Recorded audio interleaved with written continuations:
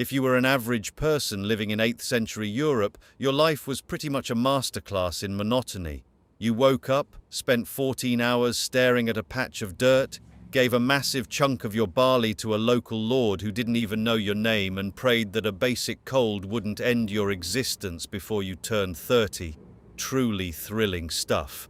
But right around the year 793, this perfectly predictable routine of being poor and miserable completely fell apart. And it wasn't because of a slow, boring economic shift. A bunch of people from Scandinavia suddenly realized that Western Europe was essentially a giant, unlocked cash machine, and they didn't bother asking for a pin. This kicked off a nearly 300-year era where an entire continent became a seasonal harvesting ground for some highly aggressive, very patient maritime entrepreneurs. They didn't care about making treaties, and they definitely weren't there to network. They just wanted portable wealth, and Europe had plenty of it lying around with zero security. To fully appreciate why this worked so beautifully, you have to look at how Europe was running things at the time. The continent wasn't a unified superpower, it was a chaotic mess of tiny kingdoms, independent counts, and church territories that spent 80% of their time throwing tantrums over borderlines. But the real design flaw was where they kept the money. The wealthiest institutions on the continent were the monasteries, and for some reason, they decided the best place to build them was on isolated, completely undefended beaches. Even better, these places were staffed exclusively by pacifist monks who had literally promised never to hit anyone. Logistically speaking, this is on par with a luxury jewelry store deciding to display its entire inventory in unlocked cardboard boxes on a random sidewalk, simply hoping that the nice coastal breeze would deter people from stealing. It was a business model that was practically begging for a disaster, and it didn't take long for the neighbors up north to check out the layout. The first real system test happened at a place called Lindisfarne. A few shallow boats pulled up onto the sand. Some guys walked inside, emptied the shelves of everything shiny, and sailed away before the local government even realized they were there. The monks wrote about it like the sky was falling, but for the guys on the boats it was just a highly productive Tuesday. It was a flawless proof of concept. The raiders realized two very important things. Europe was loaded with gold, and the people running the place had the reaction time of a sleepy sloth. After that, the operation scaled up fast. The raiders realized that the regional managers, the kings, simply couldn't get an army together fast enough to catch a boat that was already moving down a river. So the strategy evolved. They stopped wasting time on tiny islands and started sailing deep into the interior. They turned the major rivers into their own personal highways, pulling right up to the front gates of places like Paris and London.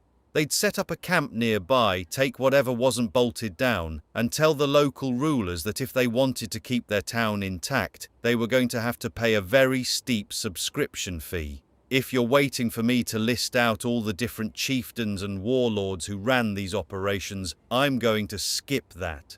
Mostly because their names all sound like characters from a low-budget fantasy game, and your brain is just going to filter them out anyway. The specific names don't matter, because the business model never changed. Every single spring, a new set of boats would show up, strip the local farms completely bare to feed their crews, and leave the actual country to fall apart. Nobody was maintaining the roads. Nobody was trading. The entire European economy was basically being treated like a public electric scooter. Everyone was riding it at maximum speed, throwing it in a ditch and leaving it for someone else to deal with until the battery completely died. Eventually, the local kings realized they were never going to win a foot race against a longship, so they came up with a genuinely terrible solution. They decided to just start paying the raiders to go away. They called it the Danegeld. The rulers would heavily tax their own starving peasants to collect thousands of pounds of silver, and then they'd just hand it over to the guys who had been robbing them, hoping they'd take the hint and never return.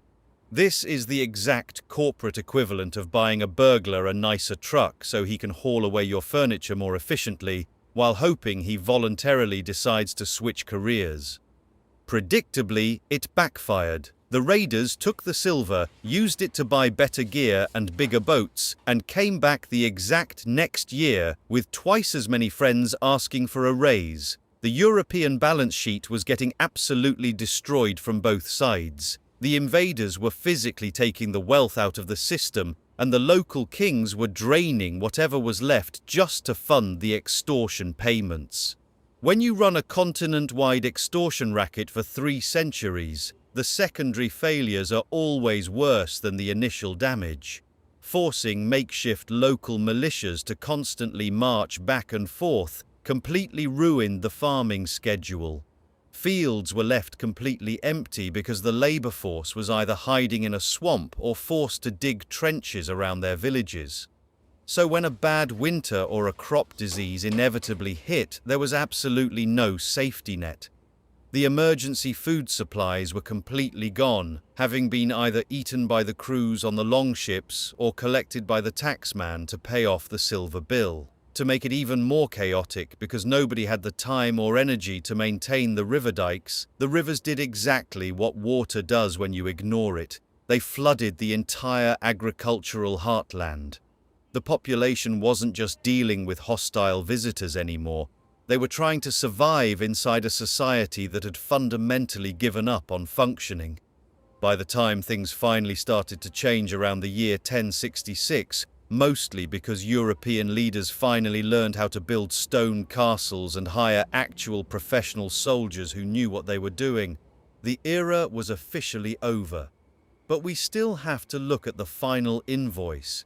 Historians who look past the legends and focus on the actual demographic data have an incredibly depressing job.